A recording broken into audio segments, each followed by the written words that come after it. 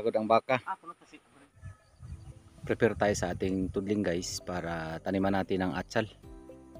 Kasi malapit na tayong magtanim. Yung ating similya ay 27 days na siya. Ay matangkad na siya. Yung atsal natin. Kaya malapit nang itanim. Guys, magandang araw. At welcome na naman sa ating Mr. Boss Amo Vlog. Ngayong araw na to guys, papakita namin sa inyo kung paano kami magbasal ng aming tataniman ng atsal. So ito ngayon guys, nakikita nyo dito guys. Ito, maputi na to. Ito yung lime. So nag-prepare kami sa lupa namin. Pagkatapos yan, ginawa namin siyang plot, form siya ng plot.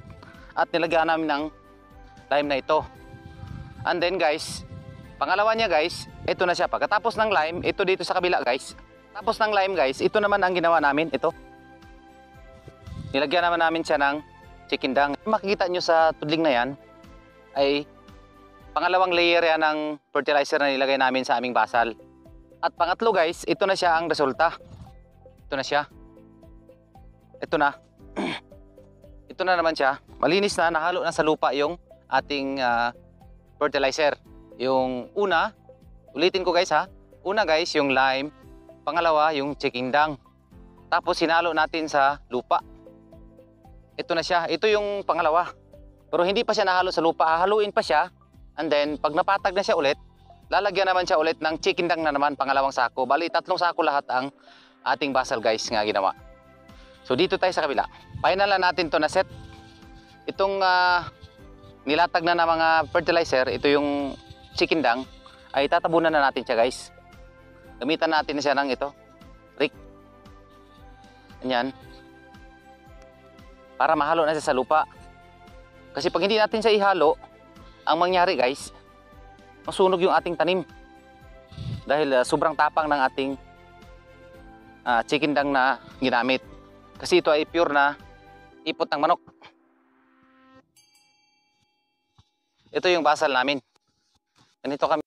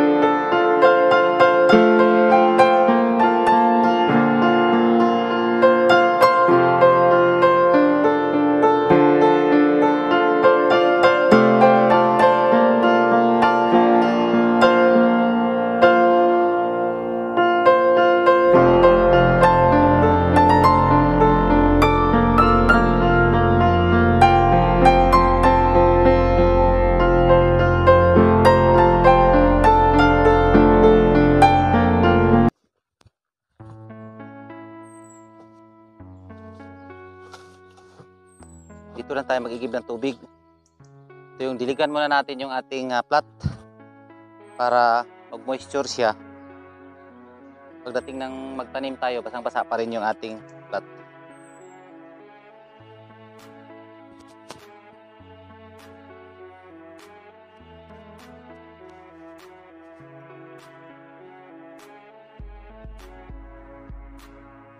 Ngayon guys, diligan natin para basang-basa siya bago natin siya tabunan ng plastic mulch. Ito lang sad.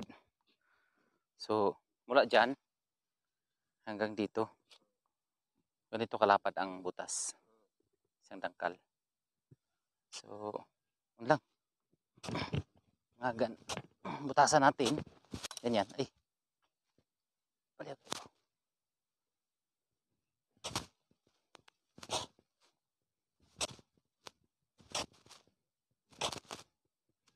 Bakit siya butasan? Yun ang tanong. So mga bossing, bakit nga natin siya butasan? Para yung plastic mulch natin ay maipit natin dito sa lupa. Para paghila natin siya doon, ay hindi siya mapasama. So ito yung pinakamagandang paraan kaysa iipitin natin ng kahoy. Paano kung yung lugar mo walang kahoy? Di lupa lang, di ba? So yun lang, lupa lang.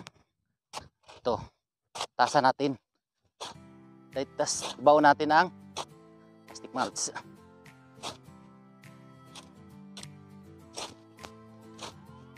Oh, tama na.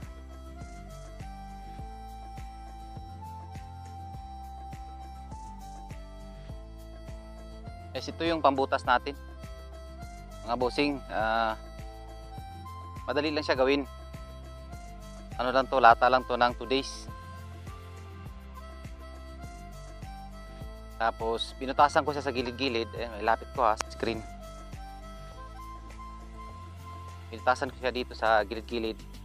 Ayan, pati sa puwet niya para lumabas yung hangin at saka papasok din yung hangin. Yung usok lalabas para tuloy-tuloy yung paga natin na mag-aapoy. So ito lang, inano ko siya ng kabilya. Ayan o. Ako ng kabilya dito para pangbutas natin.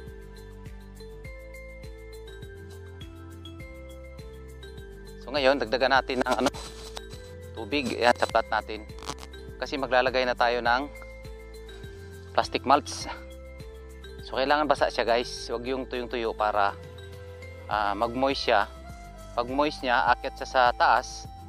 Tapos tatama naman siya dun sa plastic mulch natin. Babalik din siya sa lupa. So tuloy-tuloy ang pagbasa niya sa ilalim. Kasi wala namang ulan ngayon. Kaya pa-advance ko na lang palagay itong ating plastic mulch.